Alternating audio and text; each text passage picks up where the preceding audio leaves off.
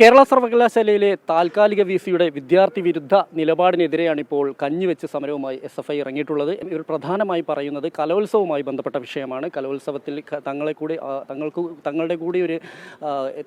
ഉൾപ്പെടുത്തിക്കൊണ്ടല്ല ഇത് മുന്നോട്ട് കൊണ്ടുപോകുന്നത്. VC താൽക്കാലികമായി ചുമതലയേറ്റ VC അദ്ദേഹത്തിൻ്റെ ഇഷ്ടപ്രകാരം ഇത് മുന്നോട്ട് കൊണ്ടുപോവുകയാണ്. ഇതിൽ തങ്ങളെ മാറ്റി നിർത്തിയ കഴിഞ്ഞ തവണ കലോത്സവമായി SFI മുൻപന്തിയിലുണ്ടായിരുന്നു. ഇത്തവണ SFIയെ മാറ്റി നിർത്തിക്കൊണ്ട് കലോത്സവമായി മുന്നോട്ട് പോകാനുള്ളൊരു നീക്കമാണ്. ഇത് പലപ്പോഴും കലോത്സവം വൈകുന്നതിന് കാരണമാകും. കലോത്സവത്തെ തകർക്കുക എന്നുള്ളൊരു ലക്ഷ്യമാണ് ഇതിന് പിന്നിൽ എന്ന് തന്നെയാണ് SFI പ്രധാനമായും ആരോപിക്കുന്നത്. അതിൻ്റെ ഭാഗമായിട്ടാണ് ഇപ്പോൾ നമുക്ക് ദൃശ്യങ്ങളിൽ കാണാം. ഇവിടെ കഞ്ഞിവെച്ച് പ്രതിഷേധിക്കുന്ന ഒരു കാഴ്ചയാണ് നമുക്ക് കാണാൻ കഴിയുന്നത്. SFIയിലെ പ്രമുഖ നേതാക്കളും അതുപോലെ വിദ്യാർത്ഥികളും എല്ലാം തന്നെ സജീവമായുണ്ട്. എന്താണ് പ്രധാനമായും നിങ്ങൾ ഉന്നയിക്കുന്നത്?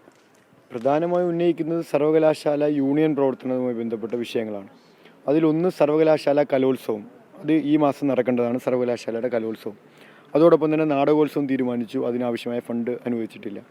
ദേശീയ കോൺക്ലേവ് കേരള സർവകലാശാല കുറേ നാളിന് ശേഷം യൂണിയൻ വളരെ പ്രസ്റ്റീജിയസ് പ്രോജക്റ്റായി അവതരിപ്പിച്ചതാണ്.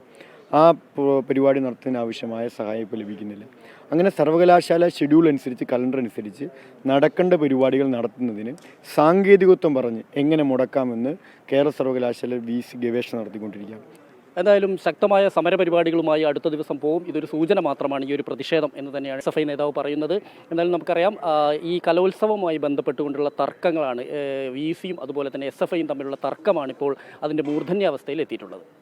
ക്യാമറാമാൻ സിറിലിനൊപ്പം S വിനേഷ് കുമാർ, 24 തിരുവനന്തപുരം.